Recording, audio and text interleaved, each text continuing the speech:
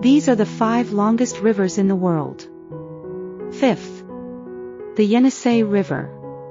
It has a length of approximately 5,539 kilometers, and is located in Siberia, Russia. Fourth, Mississippi-Missouri River System.